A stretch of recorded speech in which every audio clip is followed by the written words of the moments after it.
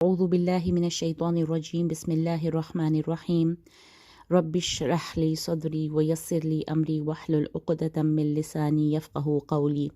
السلام علیکم ورحمۃ اللہ وبرکاتہ۔ آج ہم انشاءاللہ سورہ عصر اس کو دیکھیں گے، اور سورہ عصر جو ہے، عصر کا مطلب ہم جانتے ہیں کہ ایک نماز کا نام ہے، نماز عصر جو ہم پڑھتے ہیں۔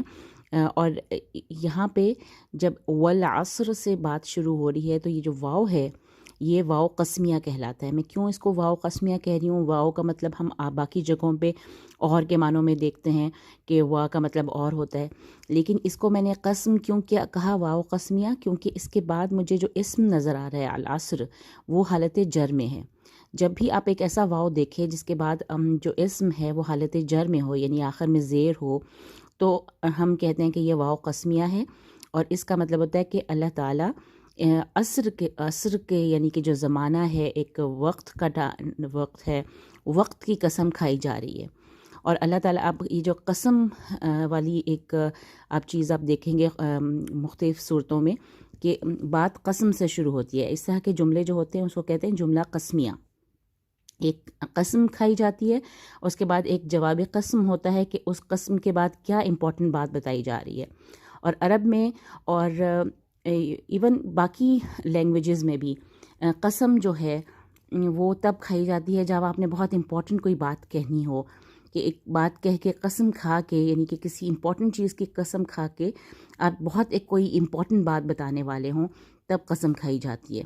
اور جب اللہ کسی چیز کی قسم کھاتا ہے تو دیٹ مینس ایک تو یہ پتہ چلتا ہے کہ اللہ بہت کوئی امپورٹنٹ بات بتانے والے ہیں، اور دوسرے جس چیز کی قسم کھائی جاتی ہے وہ بھی بہت امپورٹنٹ ہے، اور اس کی ایک کوئی نہ کوئی کوریلیشن ہوتی ہے جس کی وجہ سے اس پرٹیکولر اسم کا یا کسی چیز کا بھی نام لیا جاتا ہے اور قسم کھائی جاتی ہے۔ تو یہاں پہ جو قسم کھائی جا رہی ہے وہ ہے العصری۔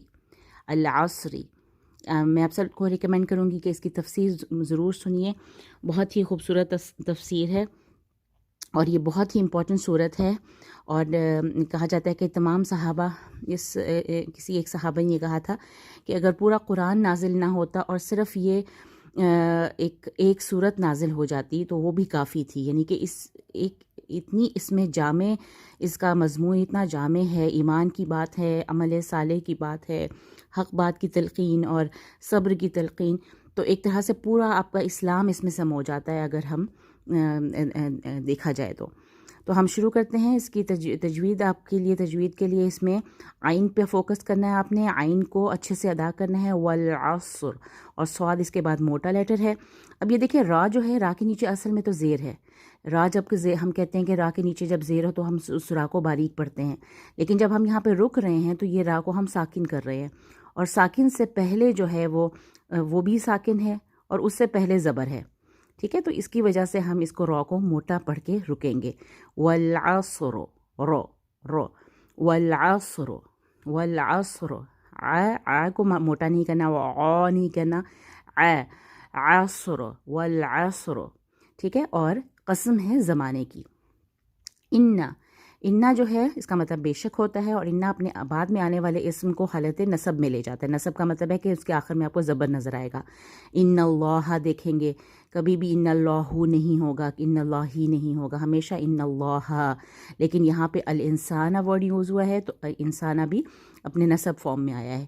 ان الانسان، یہ جو نون ساکن ہے اس کو ہم نے نہیں بھولنا، یہاں اخفا ہو رہا ہے سین کی وجہ سے۔ انسان، ان النون مشدد کو ہائیسٹ لیول اور غنہ کرنا ہے۔ ان الانسان لفی خسر، کراس میں نے کیوں ڈالا؟ تاکہ آپ نا کو لمبا نہ کریں۔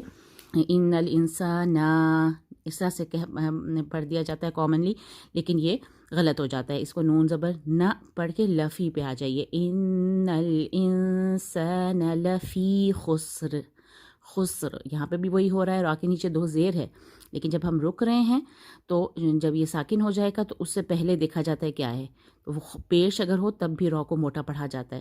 سین ہے لیکن سین سے پہلے پیش ہے، سین بھی ساکن ہے تو اس سے بھی پہلے دیکھا جاتا ہے، تو خسر، خسر، خس، سین کو باریک رکھنا ہے، خسر۔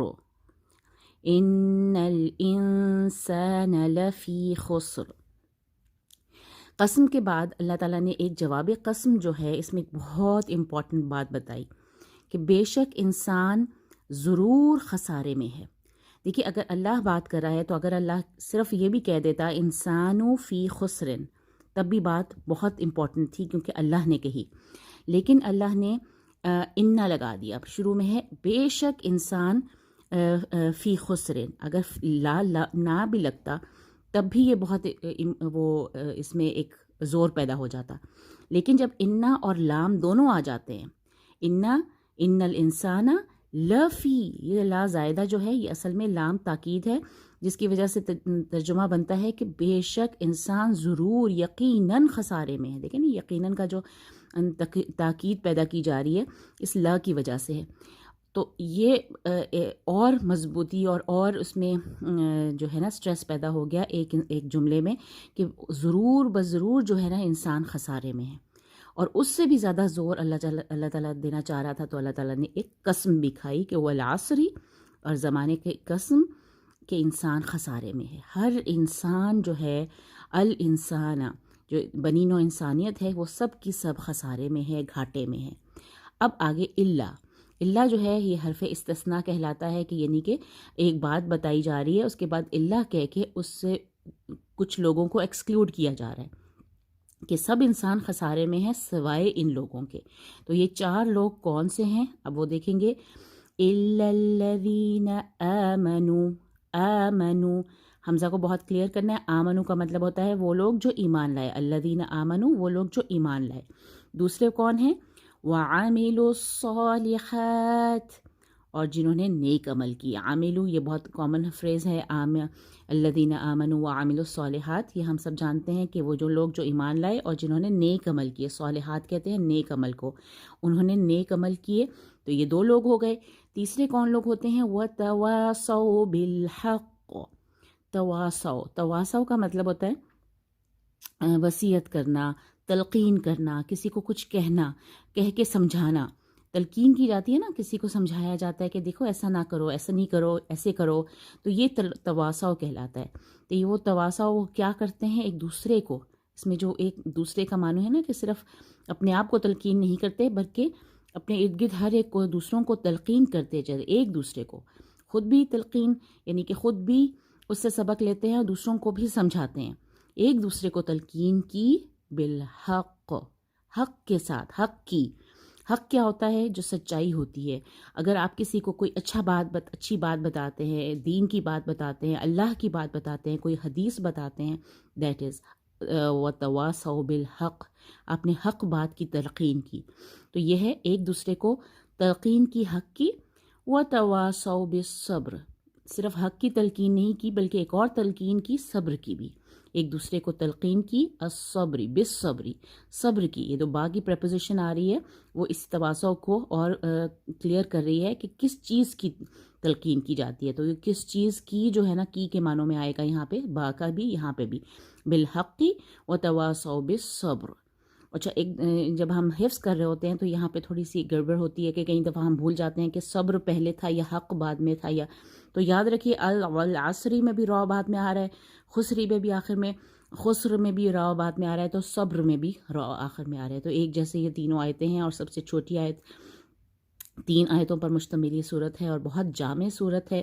اور یہ 4 لوگوں کو استثناء دے دی گئی کہ وہ سوائے ان لوگوں کے، یعنی کہ یہ جو ایمان لانے والے لوگ ہوں گے اگر نیک عمل کریں گے، لوگوں کو ایک دوسرے کو حق کی تلقین کریں گے اور صبر کی تلقین کریں گے تو وہ لوگ خسارے میں نہیں ہوں گے. اللہ تعالیٰ نے بہت کلیئرلی ان لوگوں کو ایکسکلیوڈ کر کے باقی تمام انسان جو ہیں وہ خسارے میں ہیں. خسرن خسارہ، اور یہاں پہ خسرن جو ہے حالت نکرہ میں ہے. دیٹ مینس کہ ہر طرح کا خسارہ، جس میں سب قسم کا جو ہے نا کوئی بھی چیز نہیں رہے گی سوائے ان لوگوں کے جو ایمان لائیں گے، نیک عمل کریں گے اور حق بات کی تلقین کریں گے اور صبر کی تلقین کریں گے. اور صحابہ اکرام رضوان اللہ اجمعین کو یہ اتنی خوبصورت یہ صورت لگتی تھی کہ جب بھی وہ آپس میں مل کے بیٹھ کے باتیں کرنے کے بعد جب اٹھ کے جانے لگتے تھے تو ہمیشہ یہ صورت پڑھ کے اٹھا کرتے تھے تاکہ انہیں یہ بات یاد رہے کہ جب ہم اس نیک محفل سے اٹھ کے جائیں اپنی دنیا کو میں کاموں میں جاننے لگیں تو یہ چار چیزیں پھر ہمیں یاد رہیں کہ ہم نے اپنے ایمان کو مضبوط رکھنا ہے، نیک عمل کرنے ہیں، دوسروں کو حق بات کی تلقین کرنی ہے اور صبر کی تلقین کرنی ہے۔ تو اللہ ہم سب کو ان چاروں میں سے بنائے اور ہم ان لوگوں میں سے نہ ہو جائیں جن کو اللہ تعالیٰ نے کہا ہے کہ ان الانسان لفی خسر۔ جزاک اللہ خیر۔ السلام علیکم ورحمۃ اللہ وبرکاتہ۔